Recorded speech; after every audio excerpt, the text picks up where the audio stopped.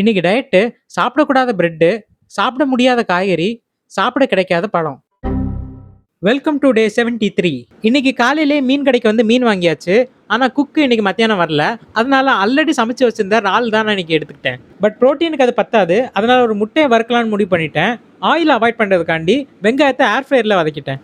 வீட்ல நாட்டுக்கோழி முட்டை தான் இருந்துச்சு. நாட்டுக்கோழி முட்டை சைஸ் சின்னதுங்கிறதுனால 2 முட்டை எடுத்துக்கிட்டேன். லஞ்சுக்கு ரைஸு, இறால் தொக்கு, முட்டை வறுவல் கூட உருளைக்கிழங்கு கூட்டும் வச்சிருந்தாங்க. எனக்கு உருளைக்கிழங்கு கூட்டுனா ரொம்ப பிடிக்கும். ஆனா அது பொரிச்சாதான். இப்ப இருக்க டயட்டுக்கு நம்ம அதை பொரிச்சு சாப்பிட முடியாது.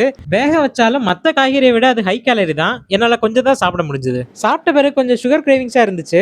வீட்ல பிரெட் இருந்துச்சு. அதனால அது பீனட் பட்டர் கூட வச்சு சாப்பிட்டேன். யூஸ் பை டேட் தாண்டி ஒரு நாள் தான் ஆச்சு. சரி ஒரு நாள் தானே எக்ஸ்ட்ரா இருக்குது, ஃப்ரிட்ஜில் தானே இருந்துச்சுன்னு சாப்பிட்டேன். சாப்பிட்டு முடிக்கிற டைம்ல தான் அதுல ஏதோ வித்தியாசமான டெக்ஸ்சர் பார்த்தேன். அப்புறம் அதை தூக்கி போட்டேன். ஈவினிங்கா இந்த பாப்டி சிப்ஸ் கொஞ்சம் எடுத்து சாப்பிட்டேன். கூடவே இந்த மினி ஐஸ்கிரீம் பைட்டும் சாப்பிட்டேன். இதோட கேலரி 30 தான். டின்னருக்கு முந்தா நாள் மீதி வந்து சப்பாத்தி மாவில் 2 சப்பாத்தி போட்டுக்கிட்டு 2 நாளாக ஃப்ரிட்ஜில் இருந்து சிக்கன் கிரேவியும் எடுத்துக்கிட்டேன். சாப்பிட்டதுக்கு பிறகு சின்ன சைஸ் பழம் 2 எடுத்துக்கிட்டேன். அது கூட 3 நாள் முன்னாடி வாங்கி வச்ச ரம்புட்டான் பழம் சாப்பிடலான்னு போனேன். அது ரொம்ப காஞ்சு போயிருந்துச்சு. சாப்பிட்றதுக்கும் நல்லா இல்லை. அப்புறம் மறுபடியும் ஒரு ஐஸ்கிரீம் பைட் எடுத்து சாப்பிட்டேன்.